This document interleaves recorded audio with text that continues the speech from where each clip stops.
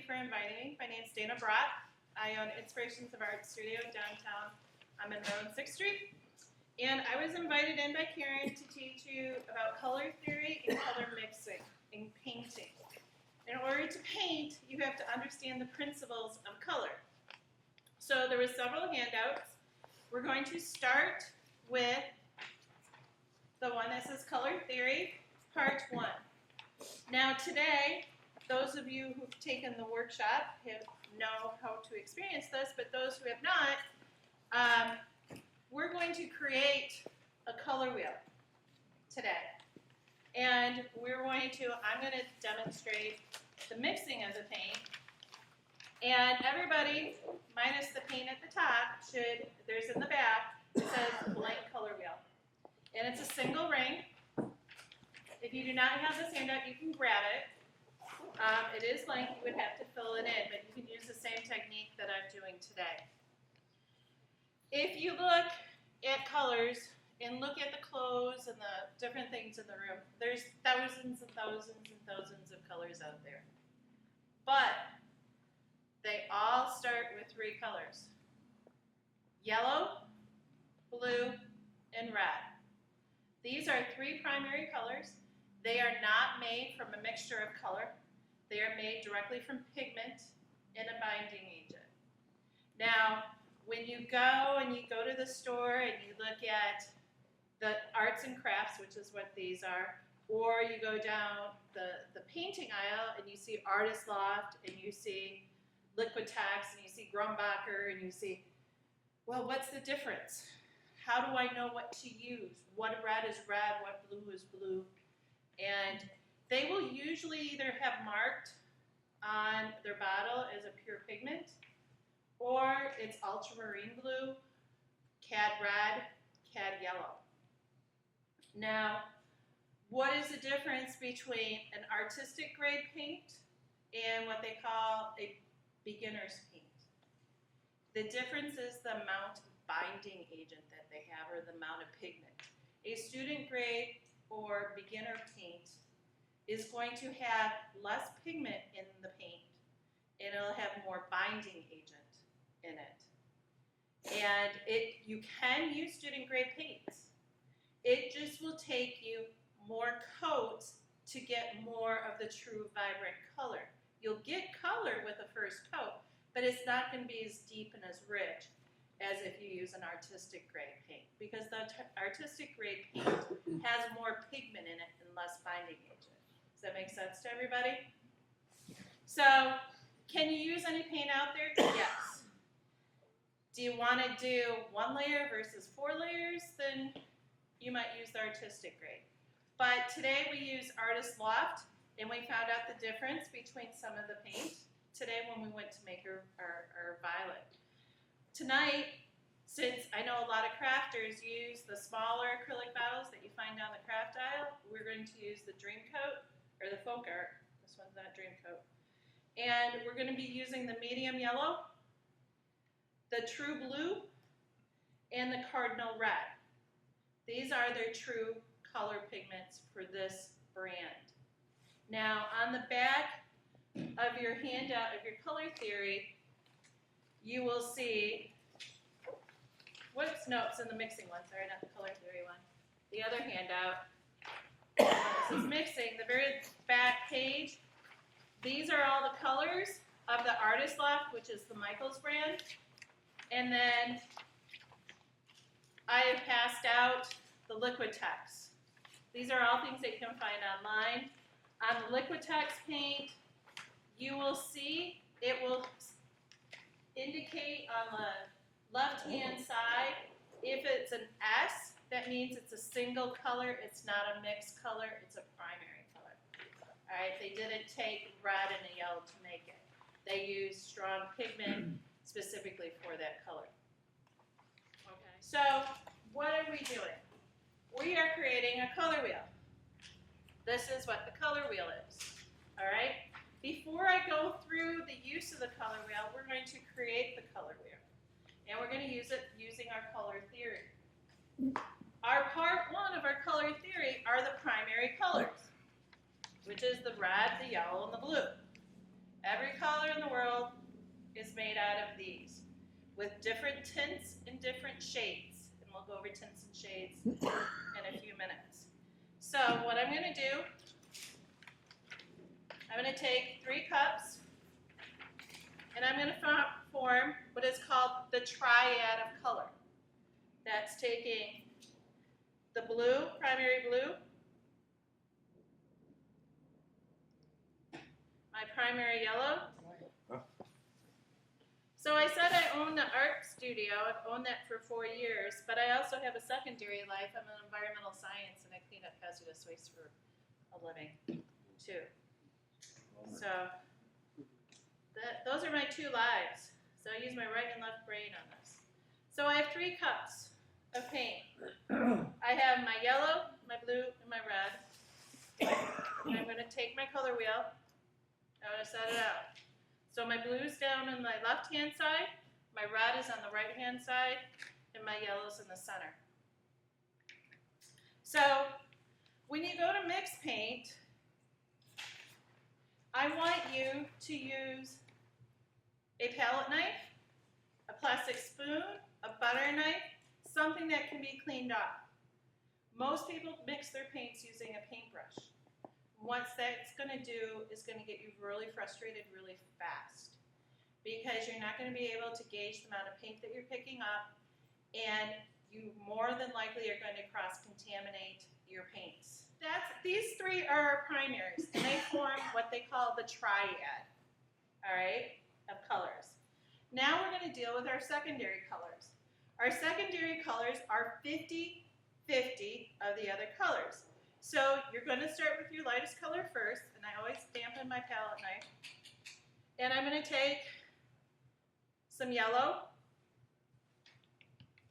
and put it in a cup, and then scrape off smudge. And then I'm going to clean off my palette knife. All right? Now I'm going to take the same amount of red, and I'm going to mix it with my yellow. Red and yellow make orange. That is our first secondary color, okay? It's 50% yellow to 50% red. Now, as those in class today have found out, different manufacturers have different amounts of pigment sometimes in their primaries. And we found with the Artist Loft, the red was not really a true red. They had a little bit of yellow, and we could not really get a purple out of it. So now, if I take a little bit of red, 50% red, and then what's our next primary? Blue. And if I mix red and blue together, I should get Green. yeah, we're going to get violet or purple. Purple.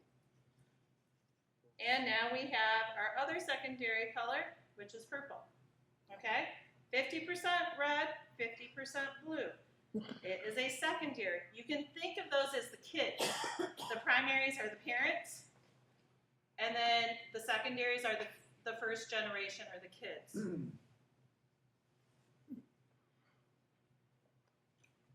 Now, I'm going to take, starting with my lighter color, because the reds and the blues are kind of the same tone.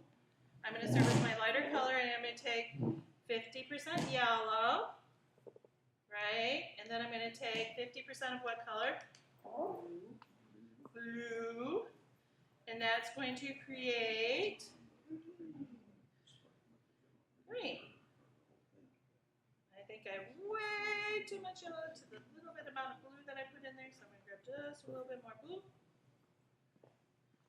And now I have a green. Okay? Again, this is called what type of color? Secondary. Secondary. So it's our children. Now, after we have children, some of us might actually get grandchildren. And those are going to be called the tertiary colors. Okay? And so I'm going to put my cups down.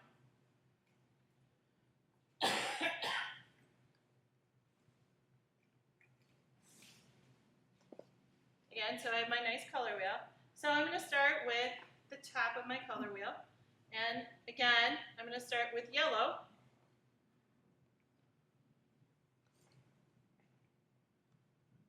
And instead of going to red, I'm going to go to my first secondary, which is the orange.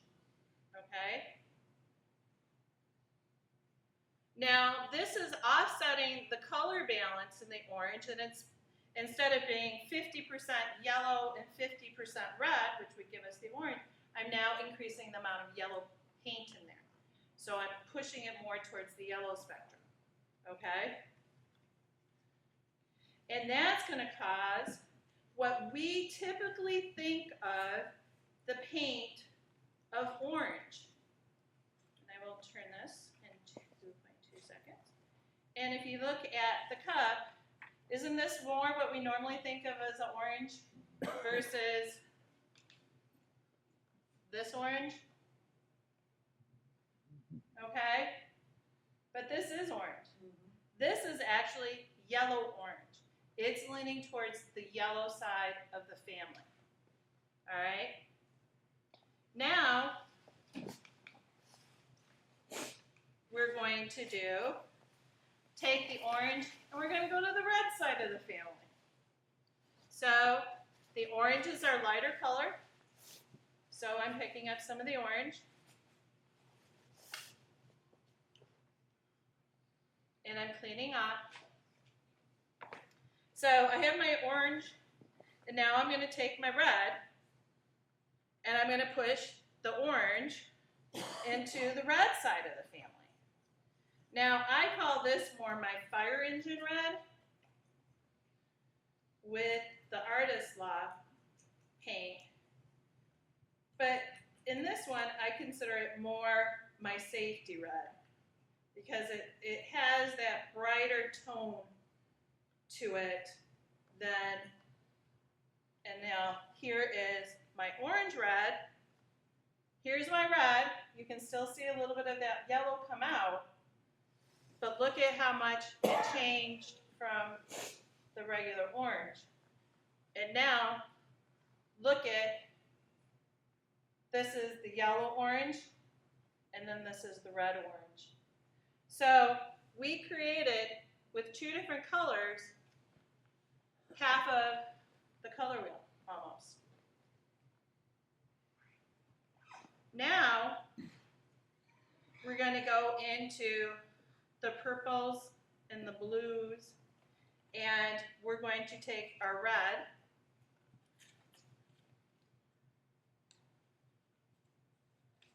into the cup.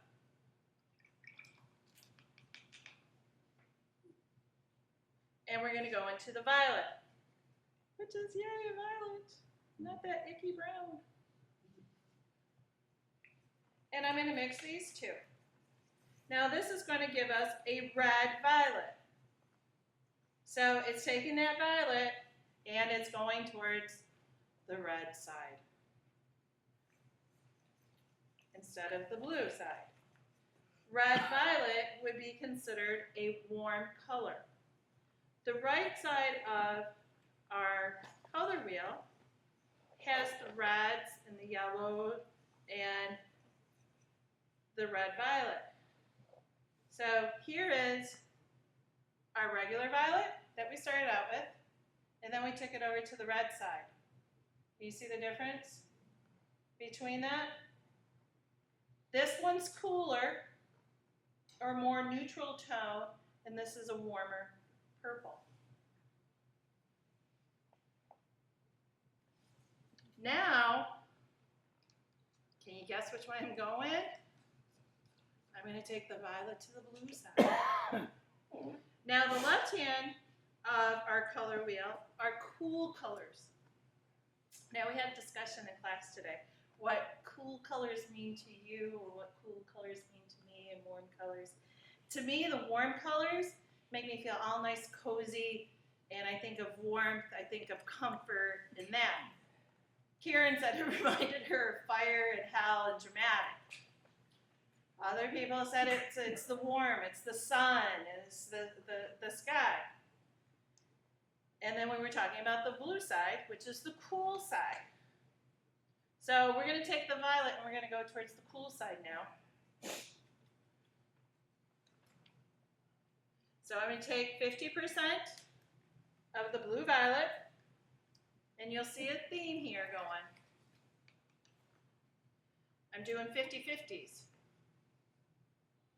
Now I'm going to go in and then take 50% of the blue, and I'm going to about the same amount, and I'm going to mix it. Now, for those of you who are very good at math, if the violet was 50-50 red, 50% red, and 50% blue, and then we took that violet and added another portion, equal portion to red, that will make it 75-25. 75% red to 25. 3-to-1 mix, okay, to create the red violet. So this one is 3-to-1 with the blue side winning, right? All right, so this is my violet. This is the one that's 50-50. And now here's my blue violet, okay? Now I'm going to hold up the red violet. There's a big difference between those three colors. So right now we started out with 3 colors and we've added 7. That I got right. 3 plus makes 10. Woohoo! So now I'm going to make sure my palette knife is clean. And I'm going to start with my blue. I'm going to take an equal portion of blue, clean my knife. Hey, my hands are cleaner today. Did you notice that than this afternoon?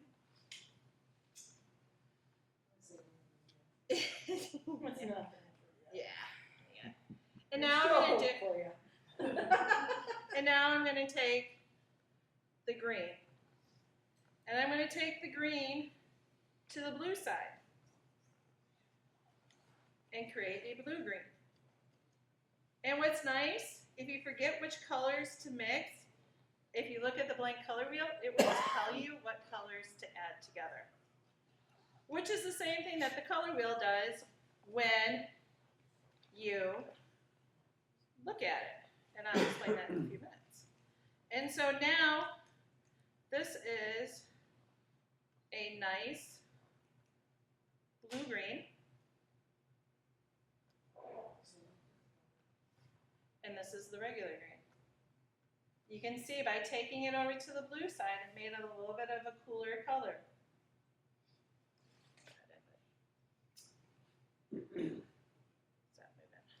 All right. So now, clean up again. Now, if you're working with acrylic paints are fast drying. Take a spritz bottle and spritz your paints. And this will form a nice moisture cover on it, and it'll make your paints last for the rest of the day, or a lot longer. So now I'm going to take my yellow and put it in my little cup. Again, clean my palette knife, and now I'm going to take my green.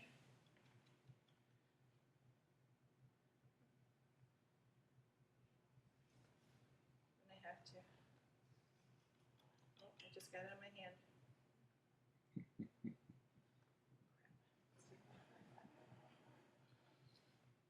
And now I'm going to mix it, and I'm going to take that green to the yellow side. Greens, for some reason, are the hardest colors for most people to mix next to flesh tone. They tend to go more towards the blue, or they tend to go more viridian green, and they tend to get really, really muddy. And to avoid that, start with your clean blue and yellow, and then start out. Now, here is my yellow green. Here is my regular green. You can see the difference. Let's see if I can do this without dropping it. I did it before. And now here is my blue-green. Can you see the difference in those shades? And again, really truthfully, we're only using 2 colors to make that. We really just are using the blue and the yellow with different proportions. Switch it around. So right there, we just created the outside edge of our color wheel. Okay, so every color that's on the outside of this color wheel is what we just made right here. And so to get orange, we took what percentage of red and yellow? 50-50. And to get the violet, we took 50-50 of what 2 colors? Blue and red. And then to get the green, we did 50-50. Now, if you didn't want to go into making your secondary colors to make your tertiary colors, you would use what percentage of colors? 25, 1 part to 3 parts. Is And then basically what 4 you're, parts. Okay. so you're making a tertiary. Does that make sense? So if you wanted to go towards and create a green, more towards the blue side, you would use a third more blue, so 3 drops and 1 drop yellow. If you wanted a green to go towards the yellow using drops, you're going to do 3 drops yellow, 1 part blue. Okay? Now, between these, by changing that proportion just a little bit, we can tweak it and create all sorts of different colors of green. And that is, if you flip your page and you go into the next page, we're at Color Theory Part 2. If you look at your color wheel, you will see, if you ignore this back right now, you will see that they have red, yellow, and blue, which are our, what color paints? Our primary paints. And then they use a white and they use black.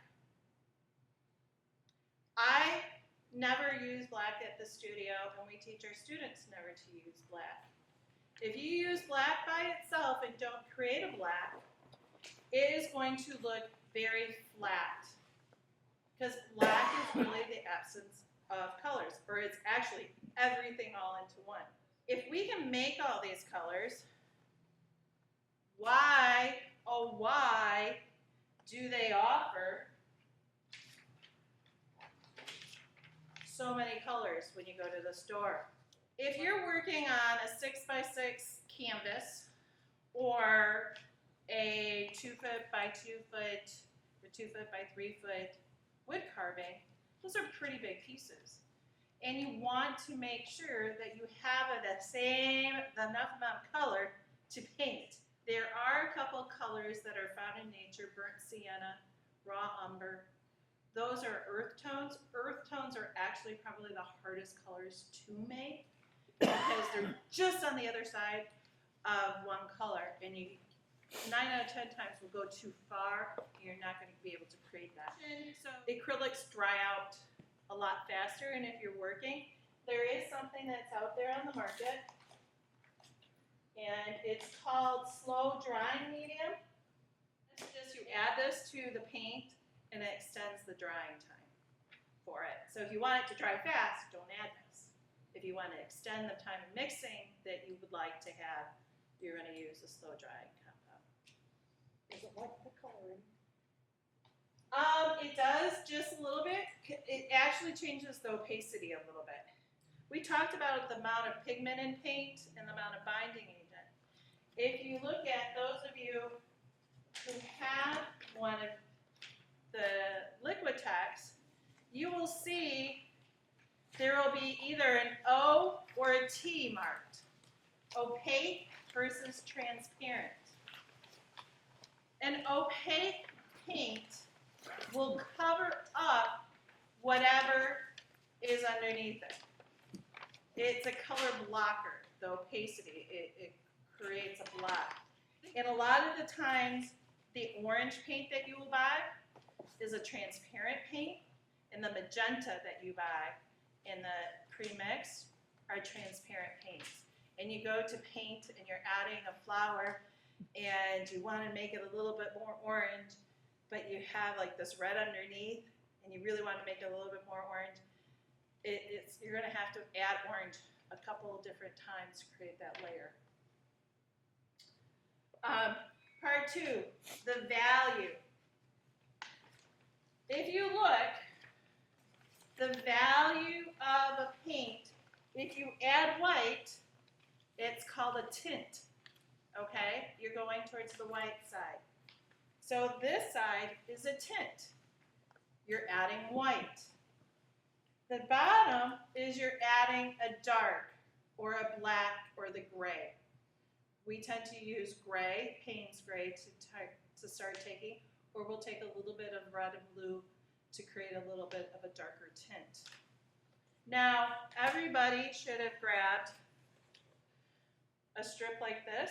This is a value chart. We punched holes in ours so that we could lay it up against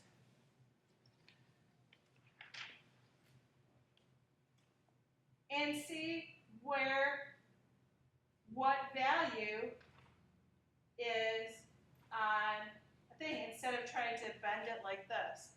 So I would suggest if you have a paper punch at home, or if you don't have one and you want to punch it before you go home tonight, please do so. But this is a great tool to have. If you look at the bottom of our handout, you'll see a picture of an apple. And it's a colored picture. The next picture is a black and white. Whenever we're painting something from a photograph at the studio, and even in some of my classes, I won't even let them see a colored picture. I want them to paint their picture based on the values that they see, the lights and the darks. Now, from that apple, look at the last picture. You will see the same chart that's here I've given you, all right? When you look at the apple, you can see the one value is the area right behind the apple and that little white spot in the center. Those are your brightest whites or your lightest colors in your painting or in your sculpture. Then you will see 2, 3, 4, 5, 6, 7, and really the 8 is over on this side with just a little dot in the center.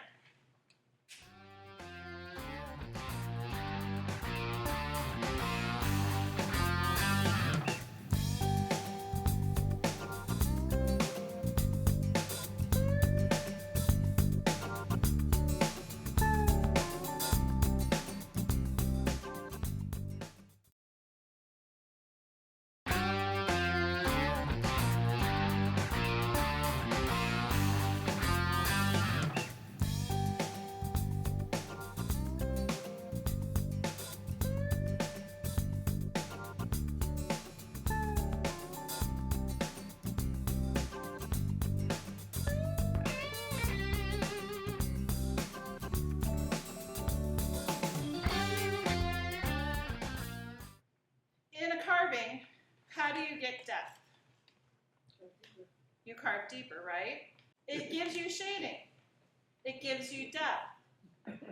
In painting, we can't chisel out and create our depth. So we use color values of our paint to create our depth. Now, if you look at my shirt, it's one color, right? It's burgundy, not violet. For those in class, they will get the joke. Now, if I close my arm, I created some peaks and valleys in my shirt, right? Now to paint this, where I would say where you were going to be carving dark, which would be on the inside of those ridges, you're going to do a deeper cut, right? Well, here, you're going to use a darker shade of the same color. On the top, where the lights are shining the brightest, it's going to be, we're going to go and we're going to tint it, and we're going to go to the lighter color. Does that make sense now with values? Do you understand the purpose of values? If you look at this wall, for those, I apologize to the camera. Oh man, they actually used, I thought they painted this.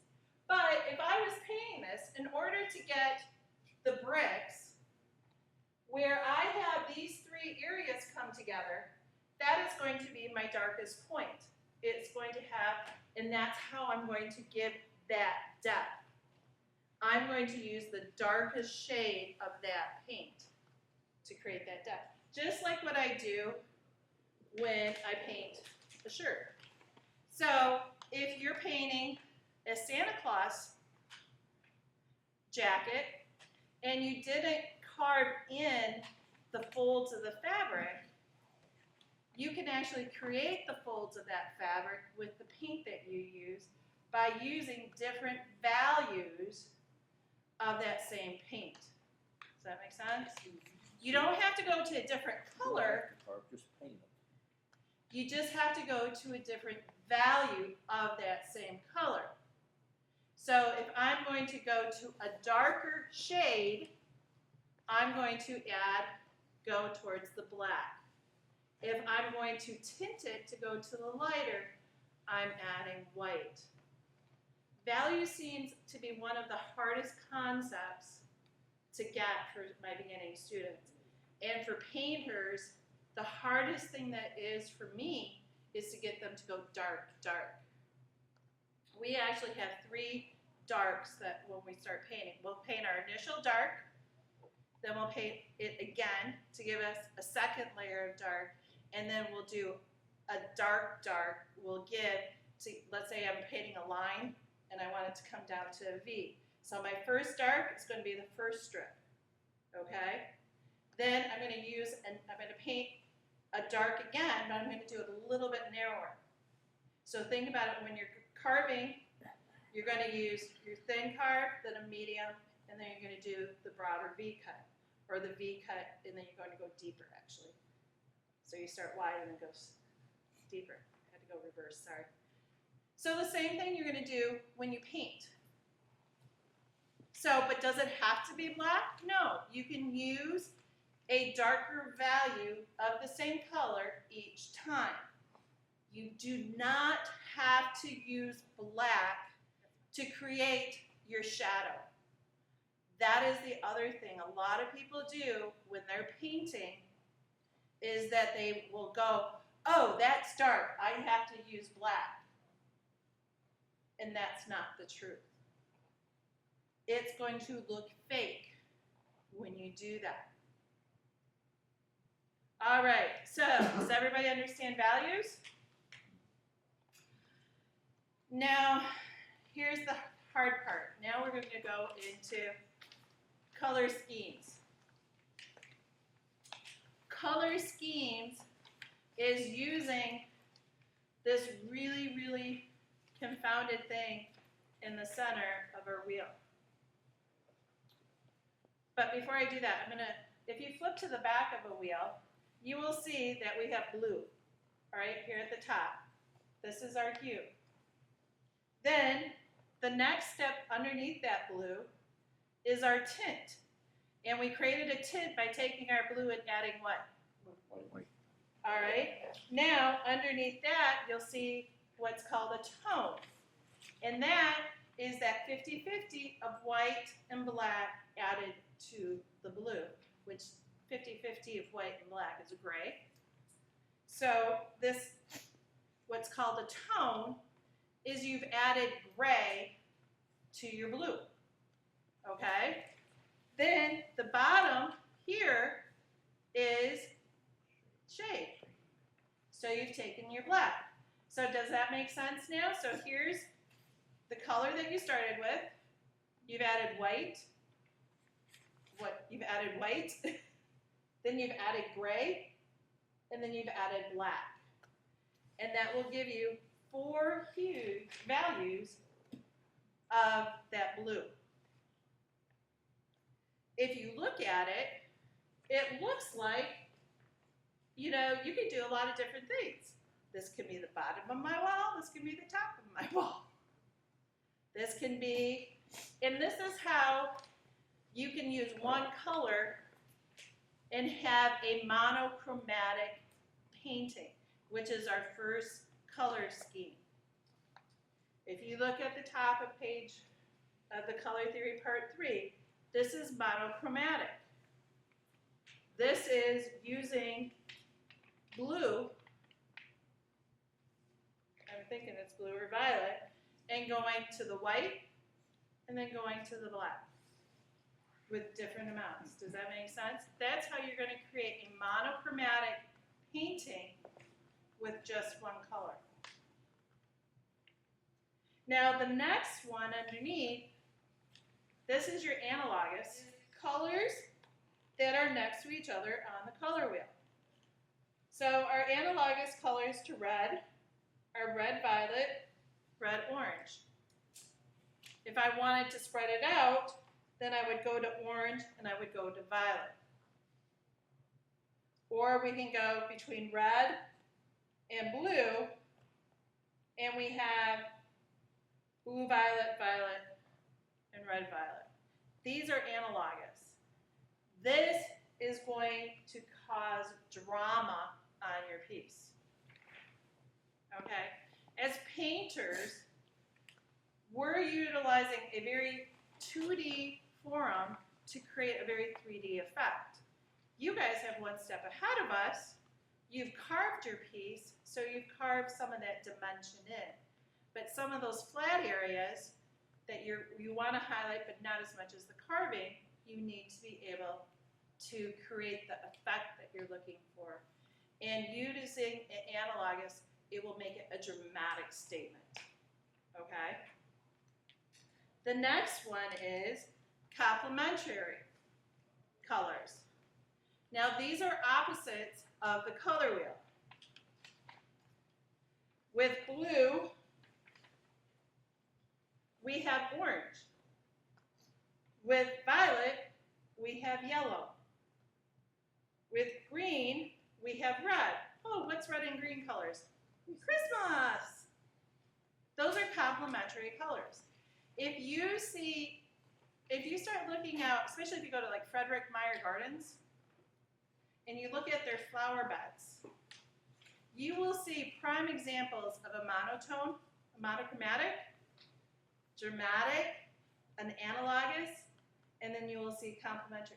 A lot of the times you'll see marigolds and violets or irises, which are purple, in beds together because they're complementing each other. So a lot of the times when we dress or look at your significant or your daughters or your wives or even you if you're very stylish, you are already making a color scheme for yourself. I paint a lot with blues and greens and jewel tones. That is my thing. That's what I wear. I wear blue a lot. I wear burgundy a lot. I wear green. I tend to paint towards those colors because inherently those colors are pleasing towards me and I feel comfortable mixing them together. If you find and you go into your closet and you see a lot of red shirts and jeans, or look at the ties, if you bought your own clothing and you look at the ties that you have, that's going to tell you automatically what color scheme that you feel comfortable with. So going to some of these other color schemes are going to feel like, not so much. But then a teacher gives us an assignment, and tells us that we have to start with this color. And it's orange. And it's your least favorite color to paint with. It reminds you of pumpkins. Okay, if you're painting pumpkins or you're carving pumpkins, that's awesome. But how do you make orange to be an outstanding color or a highlight on it? So you're looking at the orange on the color wheel, and you flip it over and go to orange, and I'm like, okay, well, I can use browns, and that's going to be my monochromatic, or I can add some blues, or I can go to what's called split complementary, which is this is my complement, and these are my splits. So they are the ones to the right and to the left of my complement. Does that make sense?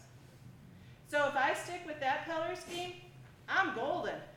It could be the worst freaking carving in the world, but we're doing a really cool color theme, and it'll really enhance what you're doing. And that's all that painting of your wood carving is for, is to enhance and to make your vision of that piece of wood come to life, right? So, we've talked about monochromatic, analogous, and complementary. We're going to flip the page. And we're going to have the triad. We started with a triad, right? Remember how I had that out? I had my blue, my yellow, and my red. Well, you can do a triad with any colors. You can do a triad with blue-violet, red-orange, and yellow-green. So that's what these little thingies in the center of your color wheel are trying to help you with. They're trying to help you design a color theme for you. Not just for mixing, but just for helping you decide kind of if you're stuck and you're like, oh, I don't really know where to go or how to start this. Pick a color and then just go on from your color wheel. Split complementary we already talked about. And we kind of talked about the warm and the cool. So the right-hand side is what color? What kind of colors? Warm. Warm. The left side? Cold. Cold. But it could mean a spring day to you. It could mean the blue sky's coming out. We're no longer in the grays. So when you're looking at designing your piece and the color schemes that you want. And let's take a mallard. How many people paint birds in here, carve birds? A couple of you guys. Mallards have lots of different colors in them, right? So, but when you see the red on it, it's not just one red. And we had this conversation today when we were talking about the different values of the bird. But don't just paint one color. The beak, it's yellow. If you just took this one yellow and you colored that beak of that bird, it's going to kind of like, it's going to look flat. Come in and bring in a little bit of the orange yellow, and oh my gosh, this is going to make you freak out. Bring in a little bit of yellow-green. I'm not saying a lot. I'm saying give it a hint of that. This can be one of your darks on your value for your yellow, right? This is going to be your light end of the value. Then we're going mid, and this is a dark. But they're all primarily yellows. They're in the yellow family. That's going to take your bird beak from, to why does that look different? But when you go into Art Prize this year, I'm going to challenge you, or challenge you the next time you look at a painted carving. Look at one that says, the painting goes to you, versus the one that's next to it that you're like, oh wow, that's what I want. I don't. But if you look at it, they're using the same colors. difference is one person's using different values of one color versus just using orange, red, the regular blue.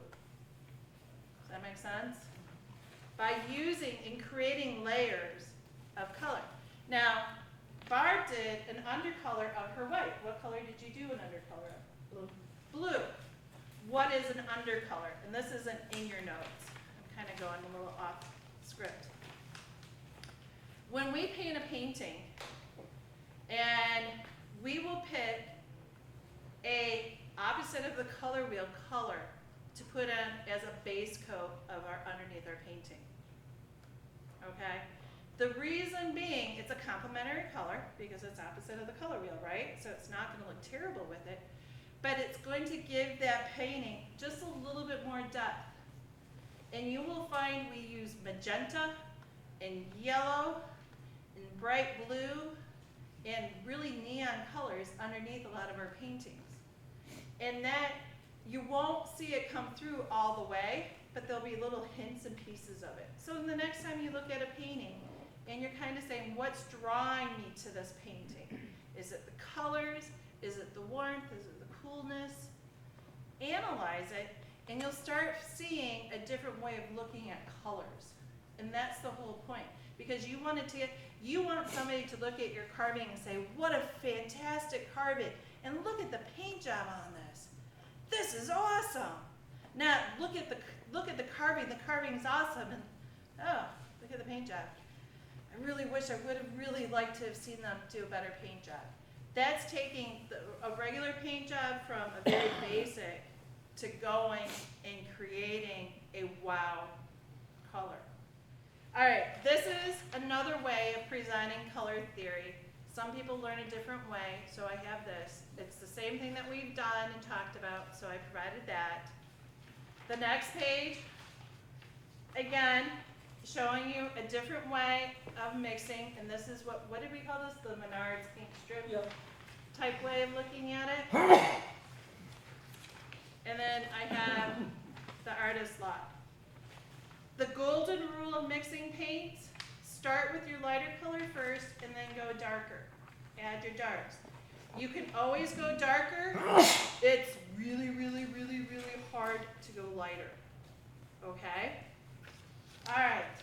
When you're blending the colors, like on a mallard head, which is a yellow green, a green, and then almost a blue green down the center, Right behind you. do you stipple it or do you brush it? I personally, it depends on whether or not you want to call attention to the pits and grooves of the way the feathers are lying, or whether or not you want to have it more of a smooth, like there's no depth to it. So if I was painting, so you said there's a red, yellow, there's yellow, and I'm just going to use orange just for the camera. So if I start with my lightest color first, okay, so whatever, there's a yellow undertone under every single color that you just talked to me about, right? So what I'm going to do is I'm going to do a light yellow undertone underneath everything there, okay? Because yellow is a mix, part of each of those colors that you talked about, all right? So then I'm going to then come and I'm going to bring in my yellow green, all right? Now, if you stipple, you're coming up and you're going like this, all right? And whether you use a stippling brush or you do it manually, you're going to create, and this is the difference. I use a liquid instead of using the heavy body paint directly out. I'll water it a little bit to let the paint help me do the shading, okay? And what that happens, and I'll pass this around, you'll see I'm going to let some of that yellow come through, all right? Then, if I stroke it,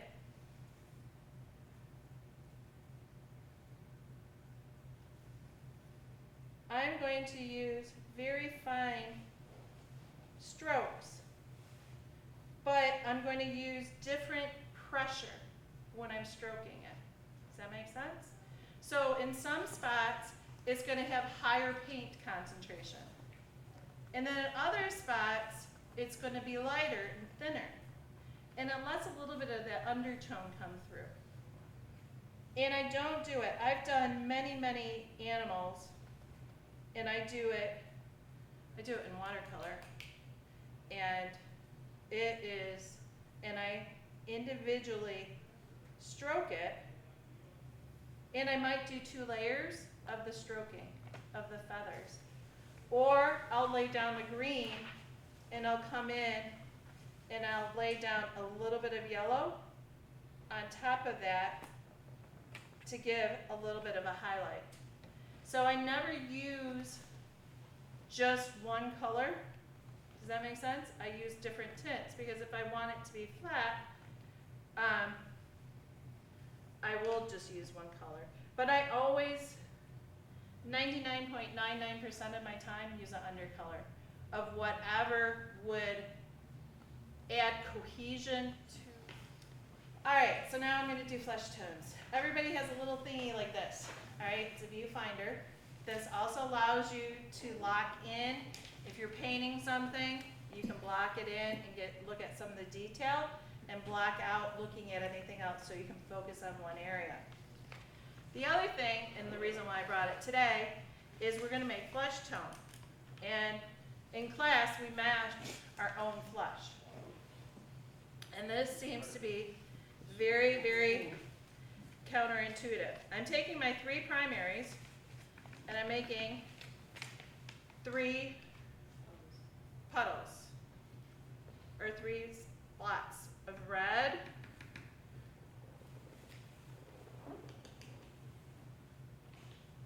yellow, and blue. All right? I'm going to add a little bit of blue right here. Then I'm going to take a little bit of the blue, the red, and the yellow, and I put a whole bunch of blue there, so I'm going to equal amounts of each. So I have a third, and a third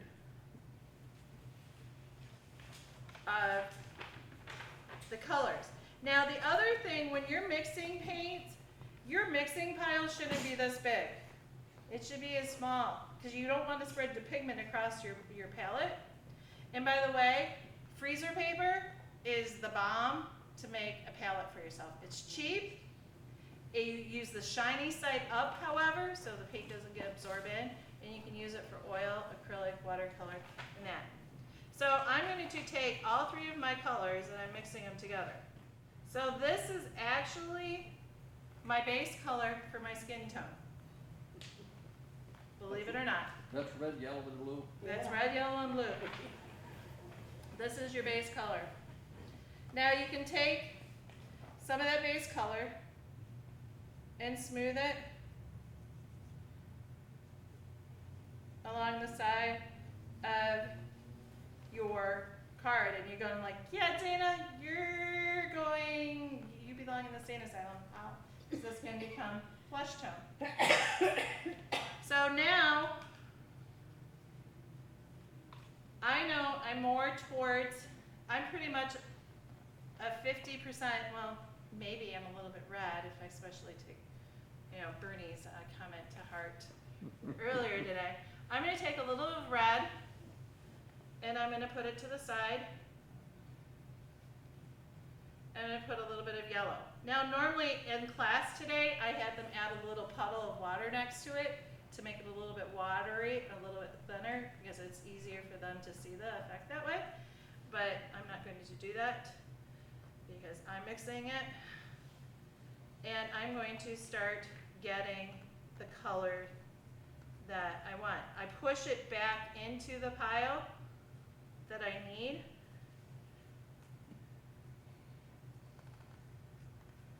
And I'm going to add that to, I'm just going to use my finger. I'm going to add that on top of that. Woo! And I'm going to lay it down. And I see I'm starting to get closer to the color that I need. And I need to actually add a little bit more red. It must have been, it's got to be these lights. Usually I don't have to add that much more red. So I got a pink undertone coming in. So right now, this is me, what my color would be almost in the summertime.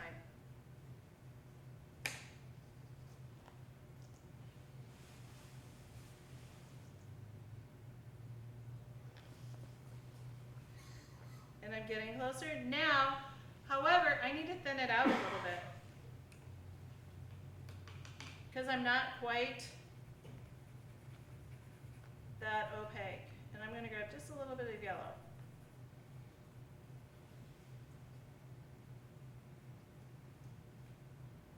And now I have my skin tone. By thinning that out, I've matched my skin tone. And all I used was my red, yellow, and blue. Added a little bit more of the red and the yellow, because usually I'm about a 50-50, I add just a little bit. But I had to go a little bit more red. Thank you, lights. But now I've matched my skin tone. Does that include the white as a I color? did not add any white. No, not at all. But the paper's white. The paper's a little bit white, yeah. You thin the paint to get consistency to the. Yeah, you get the, if I needed to, if I didn't have an underwhite, I could add just a tint of white to lighten my background. But I would do that almost as an undercoat. Because what happened today, we found out, was we added up almost a little bit too much white, and we became anemic. So if I added white, just to show you here, and I'm going to do it on this edge.